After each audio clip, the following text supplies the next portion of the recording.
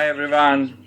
So today what we are going to talk about is a skill that has maximum impact on your life and on your business, and that is negotiation. But let us find out what exactly is negotiation.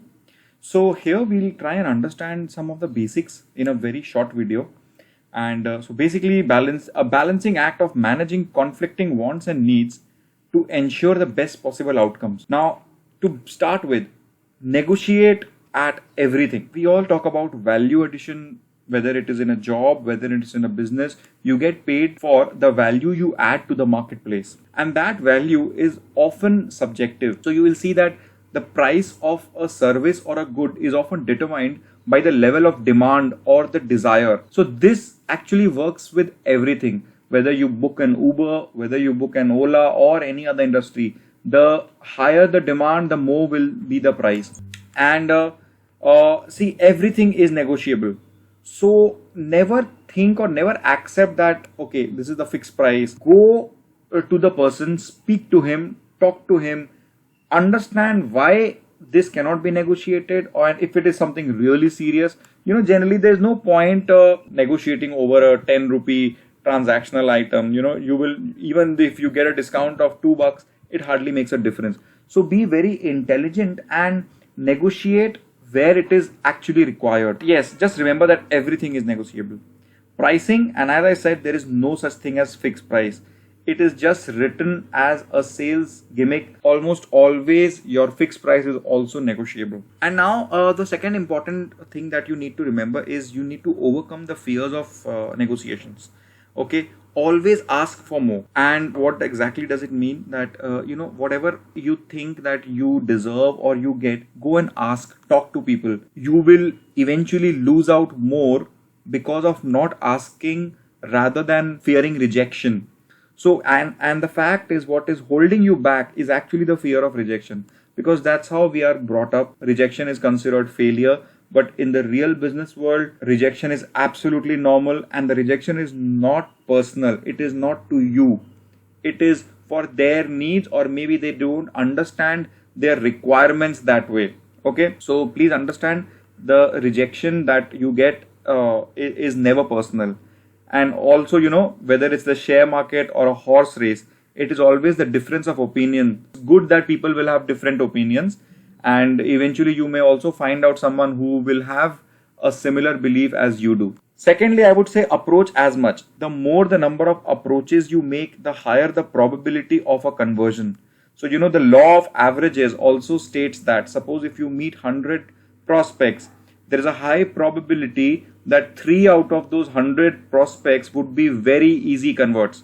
And this is applicable not only in business, in everything. So the more you approach, the higher is the probability of a conversion or of getting a yes to what you ask for. Always remember, negotiation is also more of a game. Try and take it as a game. You enjoy a game that you are good at. And how can you be good at negotiation? You can get good at it with practice. Be calm, confident, cheerful, practice it and enjoy it. Gradually you will nail the game. And so what are the types of negotiations? Basically there are two categories. One is transactional and one is a long-term relationship one.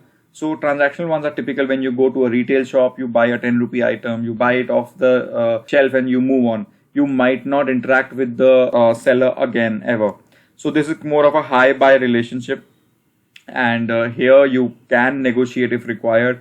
Just remember, your time is also very important. So don't negotiate the small stuff. That's what I say. Negotiate where it's worth it. Long-term negotiations are those where relationship is key. And this is something like when you're getting into a contract or some sort of an agreement, repeat business is expected, and there's a long-term dependency. So in long-term negotiations, one of the key factors that influences this is repeat business for the seller and for the buyer as well.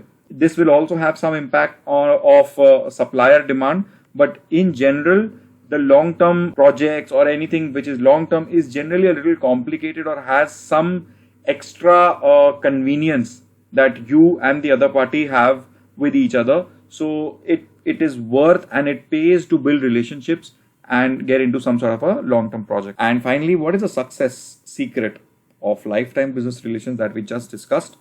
Well, there are some 2 3 points that we can remember. Always have the other party's interest in mind. It might sound contrary to regular belief, but this is what actually happens.